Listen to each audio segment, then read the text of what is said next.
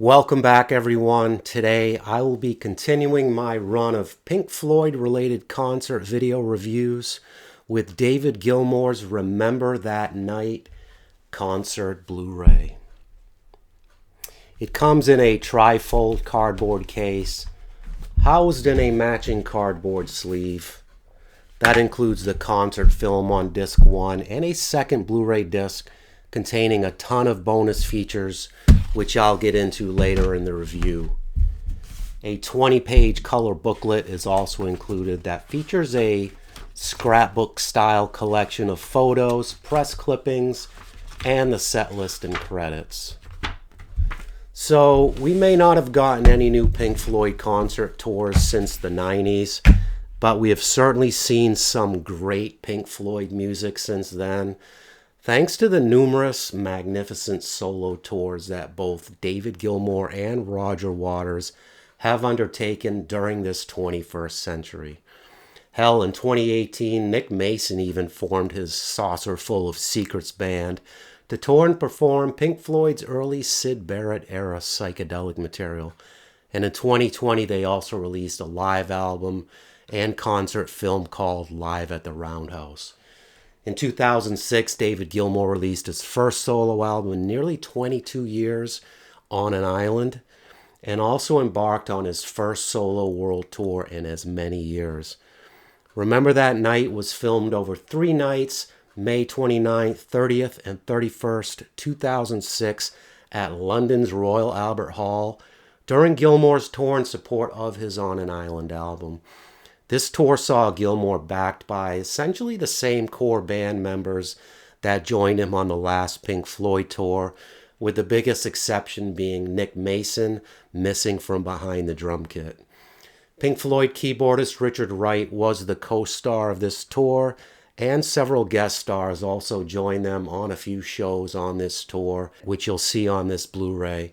Most notably David Crosby and Graham Nash, who also provided gorgeous backing vocals on Gilmour's On an Island album.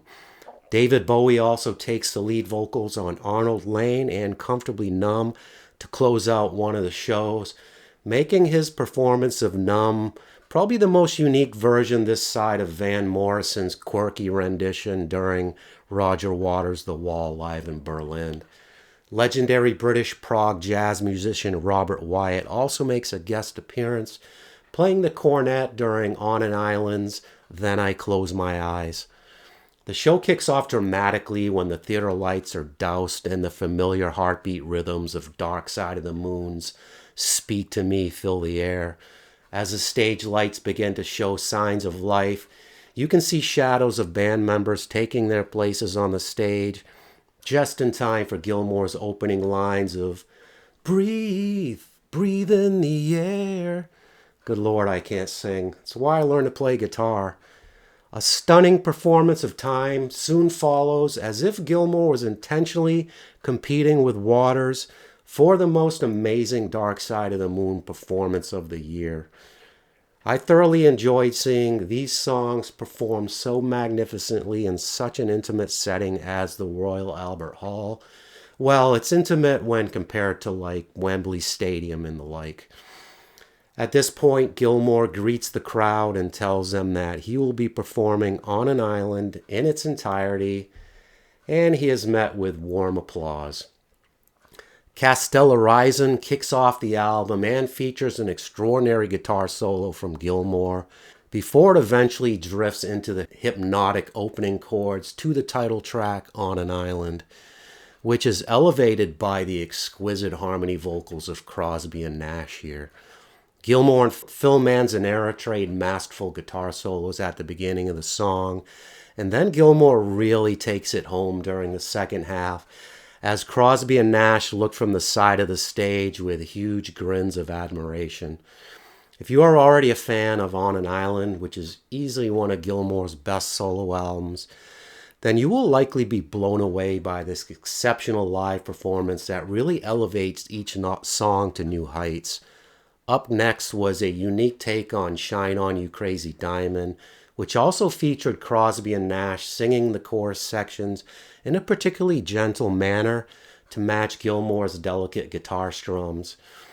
Essentially, the rest of the concert was one long highlight reel, but the heroic 23-minute performance of Echoes was easily worth the price of admission by itself. For this and several other songs, most notably the Comfortably Numb climax, it looked as if Gilmour simply just borrowed most of the Pink Floyd laser light spectacular of their last couple tours and somehow managed to cram it into these smaller venues. The show looked extraordinary. The production quality of this Blu-ray package, however, it was great overall, but not nearly as perfect as Gilmour's later concert Blu-rays. Dolby True HD 5.1 and Digital 5.1 and LPCM stereo tracks are provided, and they each sounded exceptional.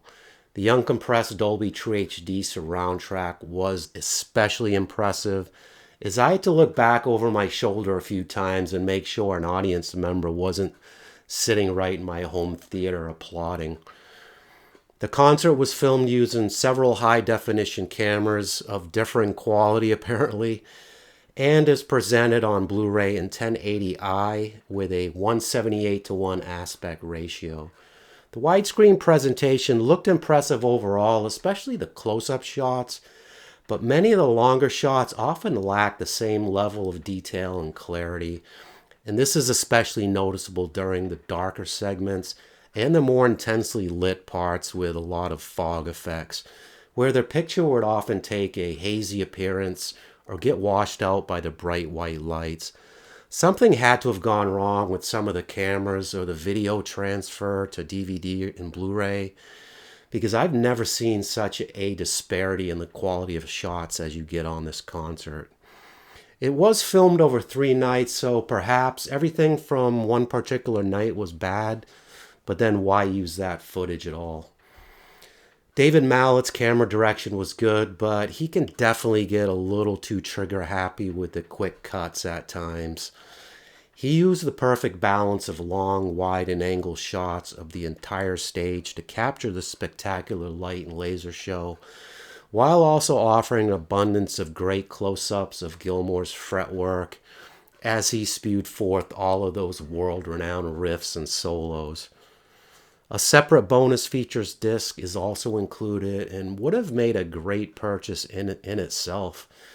It includes no less than 13 extra live performances from various other venues on the tour, including wonderful tributes to Syd Barrett with Astronomy Domine and Dark Globe. 3 fascinating documentaries, the music videos for On an Island and Smile, a photo gallery, and the Island Jam 2007 video was also included. The set list shown here featured 23 songs with a total runtime of 152 minutes.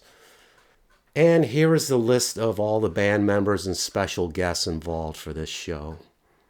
As for my ratings of this concert Blu-ray, my overall production rating is an 8 out of 10. And my overall performance rating is a 9 out of 10.